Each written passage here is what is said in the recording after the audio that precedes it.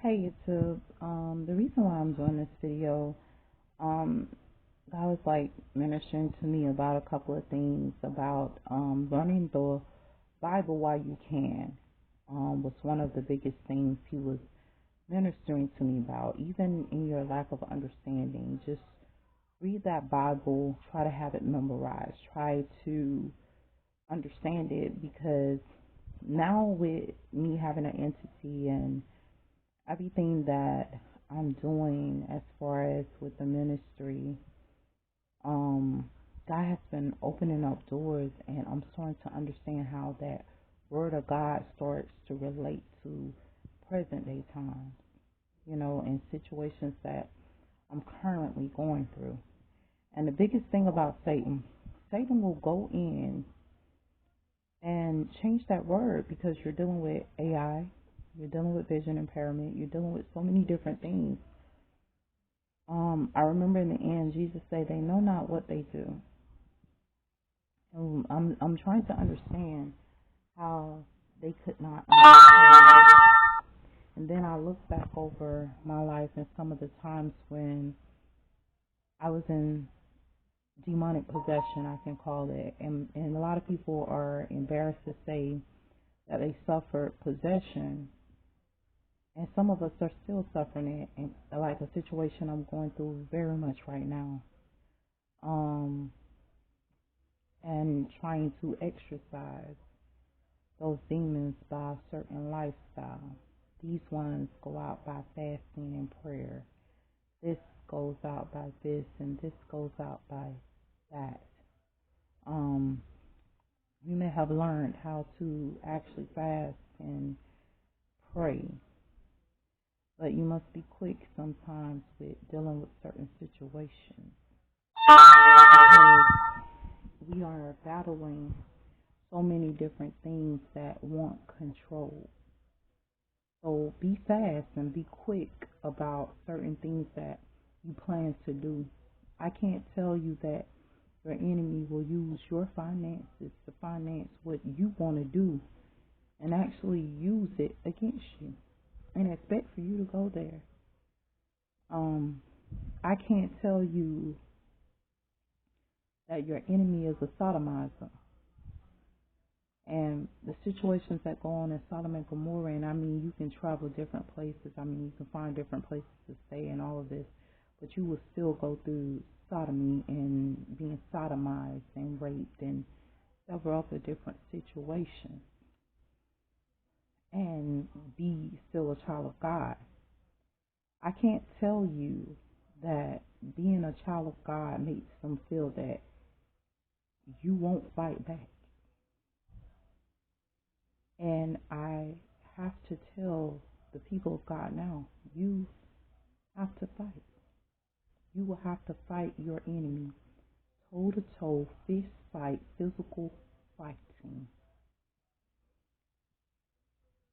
I can't tell you that when God released the people from Egypt, He told them that they not to take them in the way of warfare, for they will run and flee back to Egypt. But they had to be in a desolate place, isolated, so that He could train a nation to fight. I must tell you now that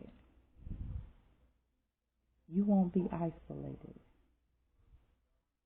that you will have to learn to fight under pressure, that you will have to fight going through all kinds of things that is unbearable and unfair to you. I was listening to Sarah Jakes do her sermon of Push Through, and her wisdom was so enlightening. But a lot of times we are so ill prepared to even push through. You know, and another thing, she also stated in Push Through that sometimes we're dealing with generational attacks. We're dealing with things that attacked my great great great great grandma. We're dealing with stuff that attacked generations and generations of my family, my bloodline, you know. And more than anything, I tell people this all the time. I said, we always think that war is in a foreign off country. Right now, we're hearing of the attacks that's pretty much happening in Israel and Russia and all these different places. And I'm hearing of it, and I don't know if they know or not. We're in a war in the United States. What they're saying is happening in these foreign countries on TV is happening right here in the United States every day. Every day. We hear the songs by Dion where he says our kids can't go to the movies, their school, or the store. In every city, in every country, there's a war. We need God. And to think about it, and I think it said we need you, Lord, or we need you, God, something like that. But to think about it, I have been ministering exactly what he had already been saying and what he was suffering through. I've been ministering that. But now I have to talk about the external and the internal ministry. Internally, we are at war and comatose. Somewhat of a form of simulation, the inability to fight our opponent toe to toe, which puts us in a state where we can only pray.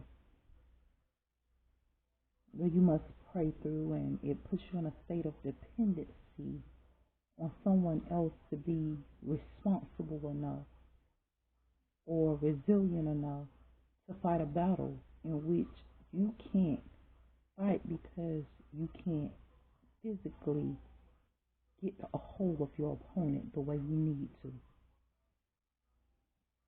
I always say, deal with what you can deal with now.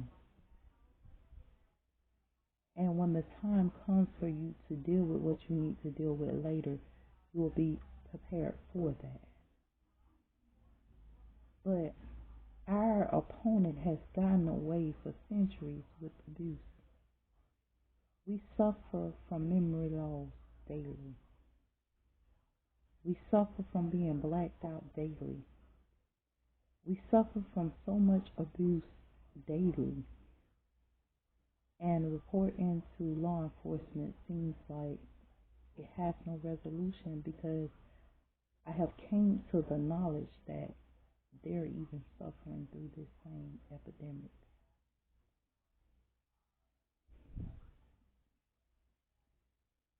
And instead of saying, I don't know how to deal with it, they say nothing at all, and I hope for a resolution. Or hide the truth, thinking that maybe if you hide the truth, that it gets rid of the problem, and it don't.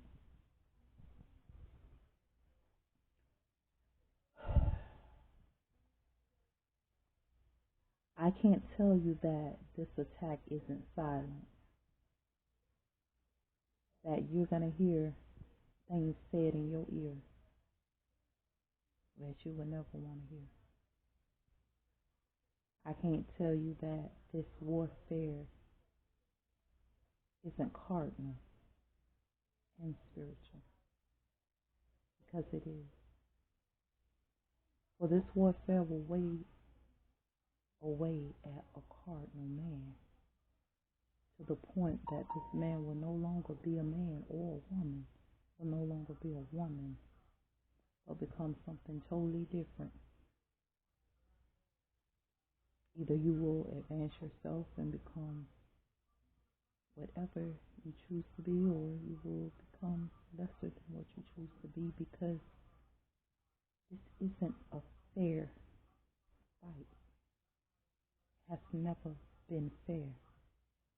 We're dealing with things that our families were not prepared for, and I'm going to be real with you. All those playbooks and stuff don't really tell the story of the Satanist behavior that one may see from others that sit without the ability to act. And the act in which they choose is contrary to the will of God, contrary to our people, contrary to growth, contrary to us all. I remember I used to say, okay, where are the people of God? I started to realize that the Catholics had been attacked. These people are one people that chose not to be sexually active and chose to solely submit themselves to the will and the holiness of God. And those very same people fell up under attack. And the truth of the matter is, those child molestation issues that they were dealing with was not their fault. That was a set up infiltration to destroy the Catholic Church and use innocent children and innocent people to get away with it. The Catholic Church was completely destroyed. The holy temple of God completely destroyed. We are dealing with the Muslim faith and several infiltrations with them, from rape situations, demonization, and all this different stuff. And the same attacks that they're using on the Muslims, the same thing they use for Christianity. And holy churches have fallen and temples. We talk about Wiccan, and yet and still nobody knew that Wiccan was a holy people. They labeled Wiccan as demonized people, ungodly people, but you must admit, in certain states where you cannot fight, there's a certain part of you that burns with anger. And if we label an act of them seeking vengeance as demonizing, then why aren't you labeling all the attacks that happen to them as demonizing? I had to learn that there's a group of people that want us to join a holy faith only to enslave us and abuse us. We are faith-based people. We believe in God. We love God. But you have to remember that they're using sometimes God against us. But knowing the word of God and knowing that God says my people perish because of lack of knowledge of me. So the moment that the righteous fight back, the first thing they say, oh, they ain't righteous. Them ain't righteous people.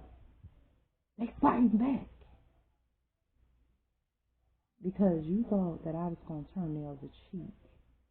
And although Jesus said turn the other cheek, I only got 2 of them. And I forgave you for the first slap. Second slap you got forgiven for. But that third one I came for you. And I don't regret it. And I'm not a demon because I'm protecting myself and I'm fighting back. I guess they forgot. They say thou shalt not kill, right?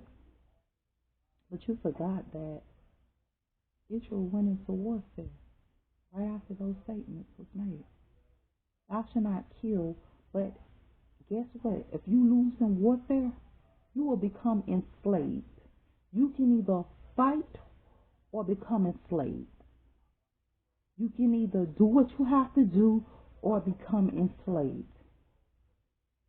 And that's the truth of the matter.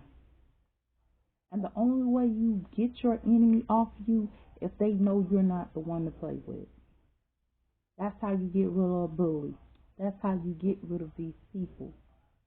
Not by playing with them. And guess what? That is not a sin against God because you're using the weapons that you know to protect yourself. And if you got to sit up there and you have to take your enemy out, take them out by any means necessary. That's not a sin against God.